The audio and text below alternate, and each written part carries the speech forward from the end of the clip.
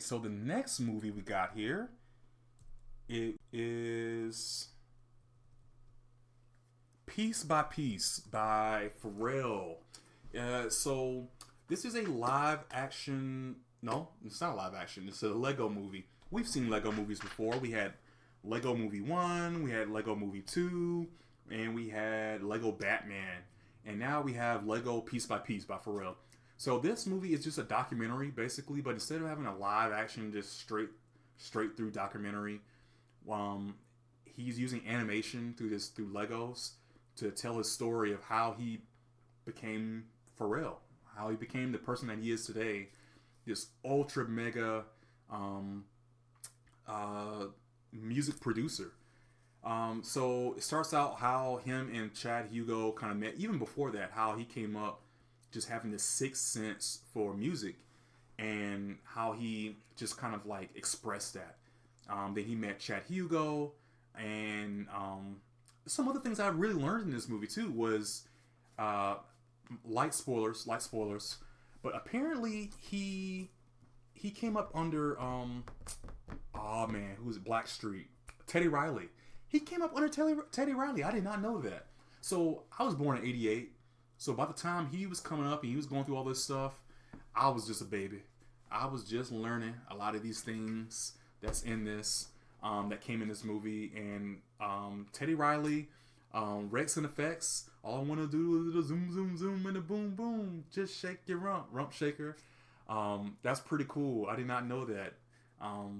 Stuff that's already out there, you just didn't know, and you got to hear it in one of these movies to make it make sense.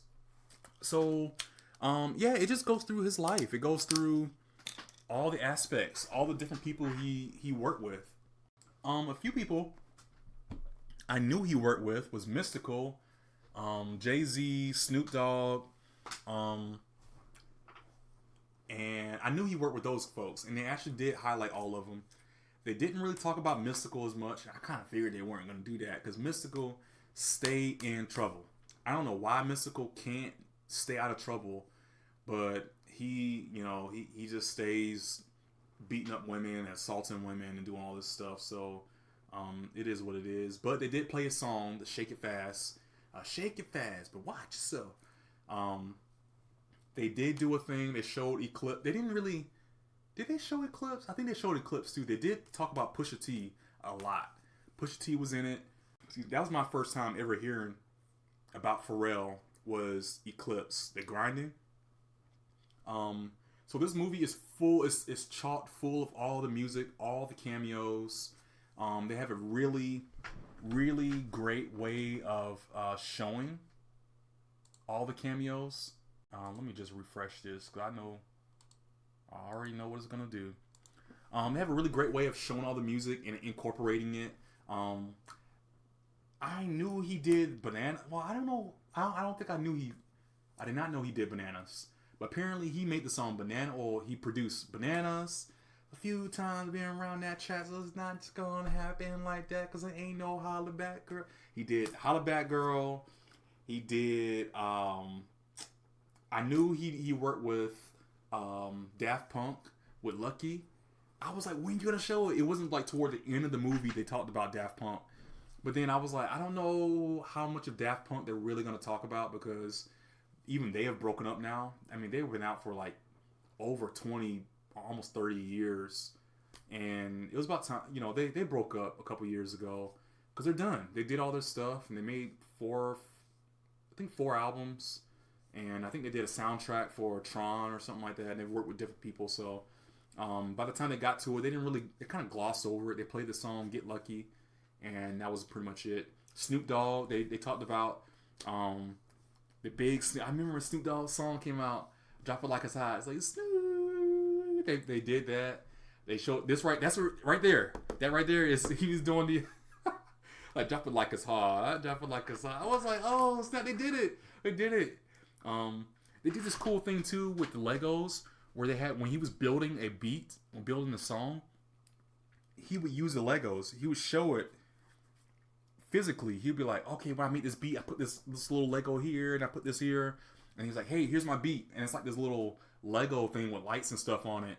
And he was like, "Oh, I got all these beats," and you go into this room, and he had these little Lego light up pieces all over the place, and it was like, "These are all my ideas. Have some of them in a vault, and some of them I haven't given out yet." And he would play a couple of them, and then he'd be like, "Hey, listen to this when you get home. Don't listen to it until you get home." And then the beat would come on, and he would open it up, and it's like this beat, and the beat is like jumping up and down. It was pretty good. It was pretty cool. He worked with all these people, and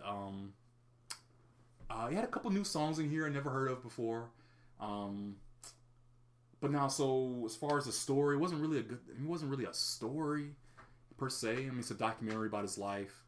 I don't know if there was anything that they really glossed over necessarily, or that they left out, because I didn't really know a lot of those things about Pharrell to begin with. So this was just me sitting here listening. And I hate documentaries, but if you're gonna do a documentary, this is how you do it. This is how you autobiography your life.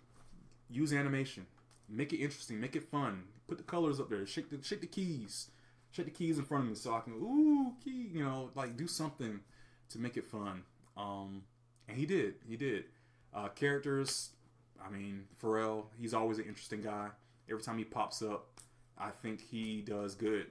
He hasn't done a lot of bad stuff that I would say that I hated. Everything he's done has been interesting. That's the beat right there. Everything he's done has been interesting to me, so it was really fun to see this, to watch it, and to learn about him and his beats and his life and his creativity. He really reminded me of myself, honestly. I always thought I was different. I always thought that I had ideas that nobody understood. The way I think, nobody understood. And it seems like he went through it and he lived it. He lived his dream. He pushed, and he got there. And people appreciated him for it. So after watching this, I hope I can do the same, and I hope I can live up to something like what he did. Yeah, it just really hit home for me. I really enjoyed this movie. It was good. It's definitely a family movie. I think a family movie that a lot of people can take their kids to have fun with, and parents and of the like. I think it's really made for me and my generation, honestly, us 80s babies. Even the 90s babies too will probably definitely appreciate Pharrell. But yeah, that's pretty much it. Not much else to say about it. But yeah, guys, thank you for showing up. Thank you for watching the video and listening to me just ramble on about this stuff. Make sure you like the video, share it, subscribe, comment, and talk about it with your friends. Talk about music. What's your favorite Pharrell song? Put that down below. Let me know.